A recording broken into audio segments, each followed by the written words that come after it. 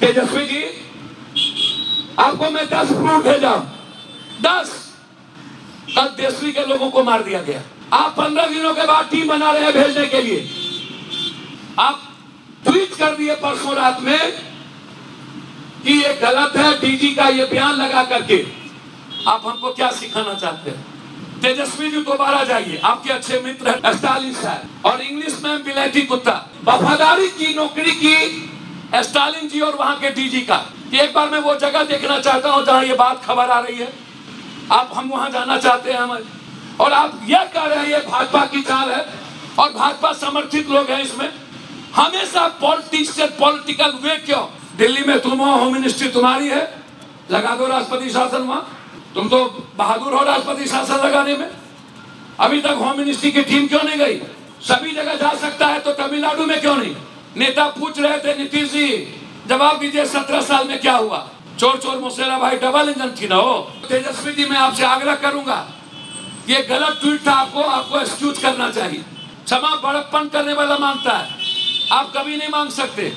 तेजस्वी जी को कहिए अभी भी जो वो थेटरोलॉजी कर रहे हैं, बिहार में जो तमिलनाडु से लौट के लोग आए उससे पूछिए और ऑन रिकॉर्ड भारत को बताइए और वहां के मुख्यमंत्री को भेजिए क्या क्या हुआ।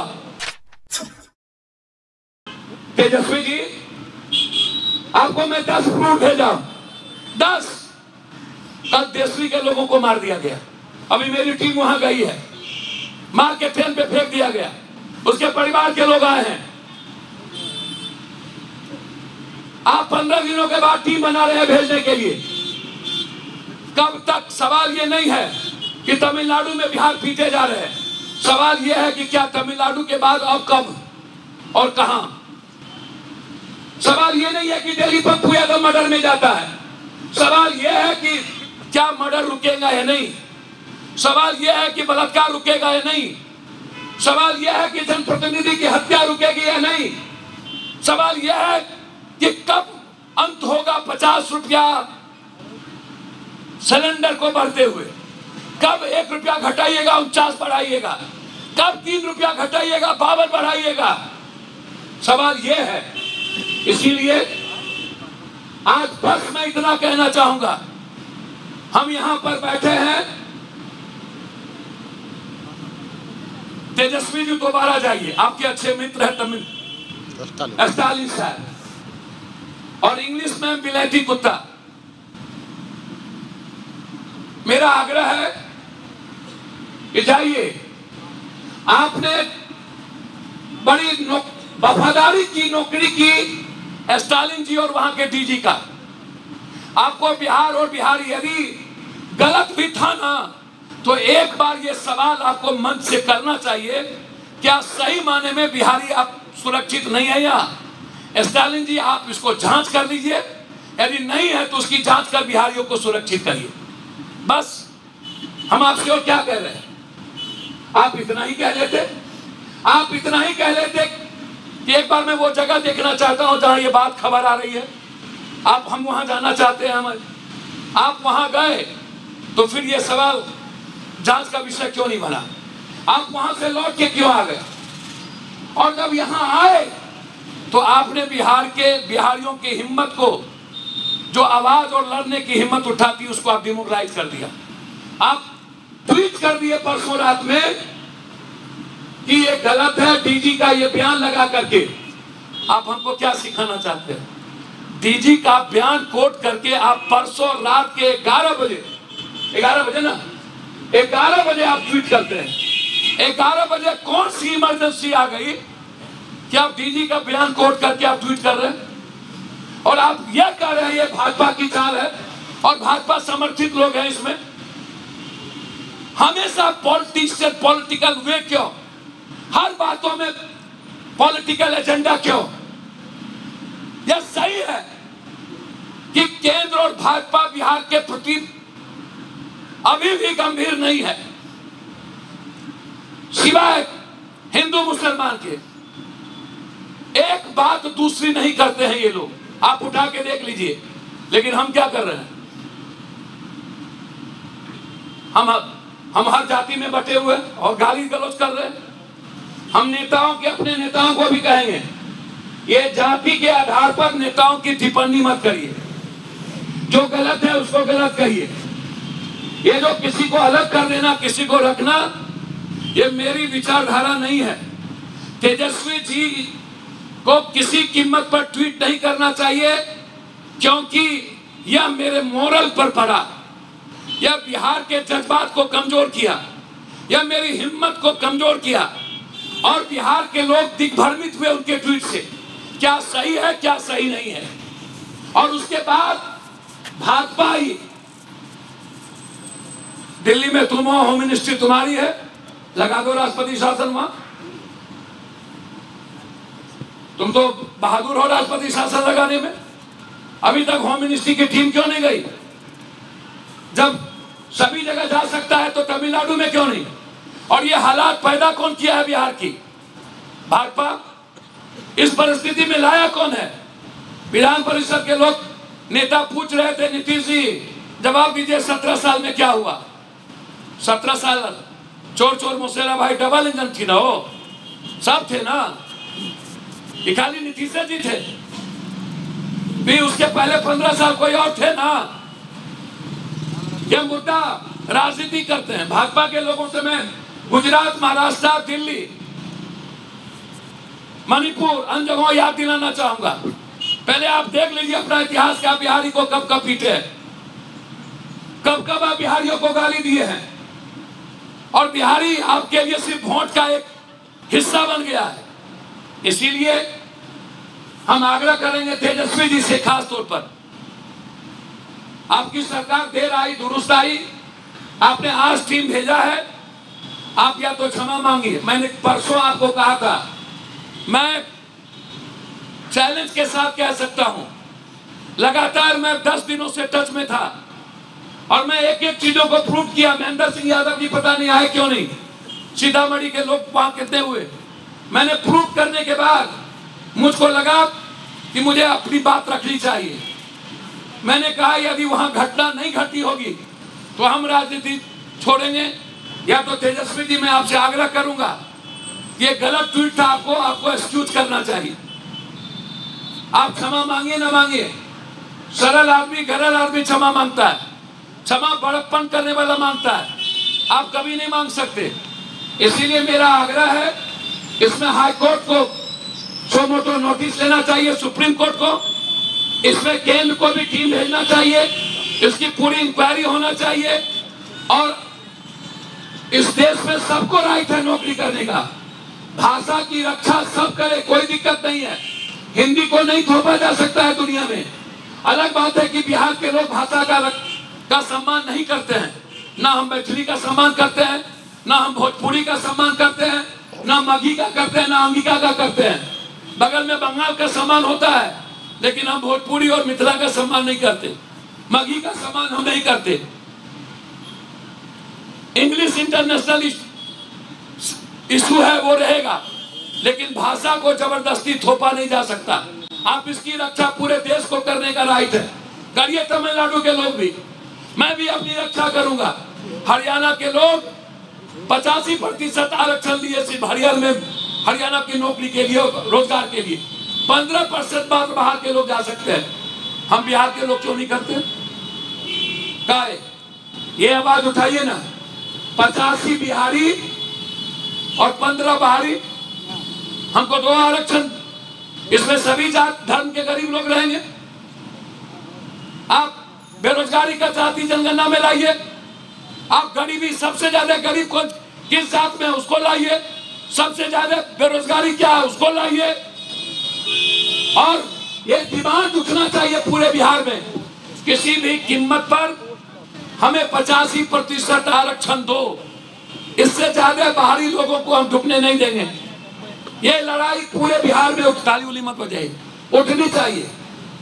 दूसरी चीज जो सबसे बड़ी बात है, या एक प्राधिकरण बने बाहर में जितने लोग हैं बिहार के, उस सवाल पर हम सुनिश्चित करें किसी भी स्टेट के लोग रोजगार करने जाते हैं, कम से कम उस पर हमला ना हो, वो मारे ना जाए।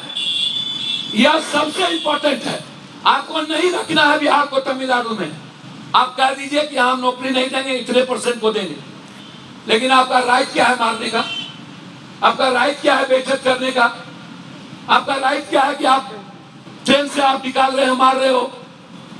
पूरा तमिलनाडु बिहार के मजदूरी के निर्माण पर है, ये सबसे इंपॉर्टेंट था।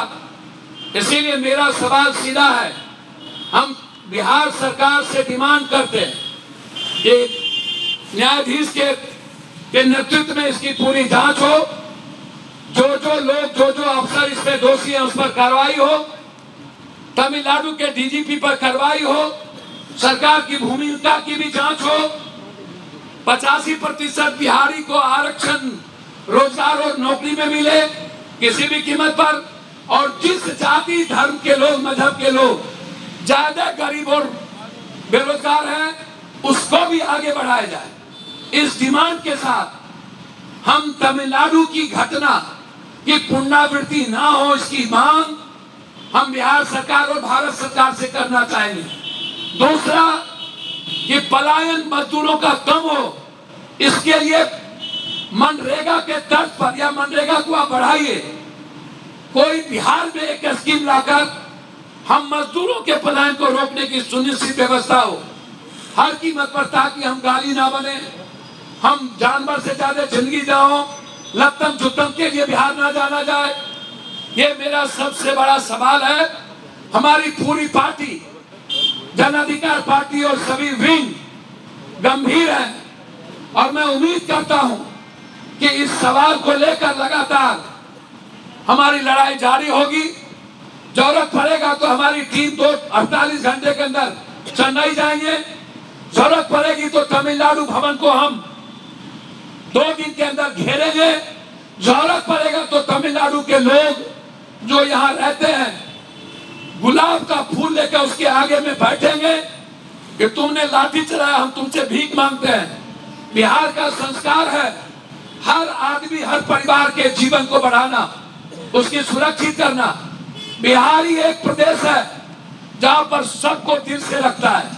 इसीलिए जन अधिकार पार्टी आज पूरे देश की आंखों को, नजरों को खोलना चाहती है। अब हम 12% चीनी नहीं देते हैं, यदि वो चीनी में शुरू होगा तो कितना रोजगार लगेगा? फूड प्रोसेसिंग पर कितना लगेगा? एक भी गोदाम नहीं है, एक भी मंडी नहीं है, कृषि का उद्योग का दर्जा नहीं है, मजदूर के वो यही बिहार का मजदूर बाहर जाके रात दिन काम करता है अपने बच्चे के लिए, अपने बीवी के लिए। हमारे यहाँ काम क्यों नहीं करता है? क्योंकि किसान को इकोनॉमी में देने के लिए कुछ नहीं है। किसान कहां से देगा? कोई मंडी सिस्टम नहीं। छोड़ दीजिए हेल्थ और एजुकेशन, हेल्थ और एजुकेशन के बारे में तो कुछ कहना ही बेकार है, बात ही करना बेकार है। इसलिए ये लोग जो बिहार में गाली गलौज कर रहे हैं, कभी 10%, कभी कुरान शरीफ को गाली देना, कभी रामायण को गाली देना, कभी किसी जात को गरियाना, सोशल मीडिया पर माय बहन करना, ये क्या है बिहार में? हम रोजगार पर बात क्यों नहीं करते हैं? क्यों हम सब जाति को गाली देने में लगे हुए हैं? 6 जात का रैली, वहां आप सत्ता में है, रैली करने आए कि काम करने? अमित शाह जी आप सत्ता में है, बिहार को विशेष राज देने क्यों नहीं आए? आप फैक्ट्री देने क्यों नहीं आए? जूट मिल क्यों नहीं देने आए? मकान की मिल देने क्यों नहीं आए? मक्का की मिल देने क्यों नहीं आए? बांस दुनिया का सबसे ज्यादा देने क्यों नहीं आए? नदी वर्ल्ड का सबसे ज्यादा मेरे पास देने क्यों नहीं आए? केला लीची सबसे ज्यादा, दूध सबसे ज्यादा, दलहन सबसे ज्यादा, तेलहन सबसे ज्यादा, इस पर कभी चर्चा होती है? तब फिर चर्चा किस पर होगी? सिर्फ मां बहन पर, सिर्फ जलालपुर, बावन, भूमिहार, तेली, सौ, चौधरी, पासवान, गरियाओ, ये नेता लोगों को क्यों नहीं कहते हैं आप लोग, जो डेली गाली गलौज कर रहा है? सदन में हो क्या रहा है? ये सदन है, इस सदन को झोंक देना चाहिए। दुनिया के सबसे खतरनाक लोगों को सदन में बैठा दिया गया है। ये लोकसभा और विधानसभा मुर्दों की सभा में बैठी है। जो लोकसभा विधानसभा इंसान की बात ना करे, जो गरीब की बात ना करे, जो छात्र की और युवा की रोजगार की बात ना करे, जो बिहार और हिंदुस्तान की बात ना करे, या तो हिंदू मियाँ, या तो राजपूत बावन भूमियार, या तो कोयली कुर्मी, या तो बेटा बेटी, या तो दादा नाना। और हम मरे, हम कभी कोरोना में मरे, कभी भूख से मरे, कभी बेरोजगारी से मरे। इस पर नीतीश जी, तेजस्वी जी को कहिए, अभी भी जो वो थेटरलॉजी कर रहे हैं और लगातार बोल रहे हैं, ये ऐसा वो वैसा, एक बार जमुई चले जाए, एक बार बेसरी चले जाए, जमुई के और बेटी के पास चले जाए, और जहां जहां गुजरात से लोग आए उसके यहाँ चले जाए। आप वहां टीम भेजने के पहले बिहार में जो तमिलनाडु से लौट के लोग आए उससे पूछिए, और ऑन रिकॉर्ड आप भारत को बताइए और वहां के मुख्यमंत्री को भेजिए क्या क्या हुआ। हमारी पीड़ा, हमारी दर्द कि मुख्यमंत्री तमिलनाडु को शेयर करिए। इन्हीं शब्दों के साथ मैं यहाँ आए हुए मात्र परसों निर्णय लिया हमारी पार्टी ने, और आज इस बिहार की आवाज को, बिहार के 14 करोड़ की हिफाजत और सुरक्षा के लिए हम गहरी चिंता के साथ बिहार ईद के साथ खड़े हैं। कोई समझौता नहीं करेंगे, राजनीति नहीं होगी, और इस सदन में गाली गलौज और जो ये सिर्फ सियासत और सत्ता के लिए बिहार को समाप्त करने की तैयारी ये लोग कर रहे हैं, इसका भी हिसाब 24 और 25 में जनता देगी। बहुत बहुत धन्यवाद के साथ मैं अपनी बात समाप्त करता हूं।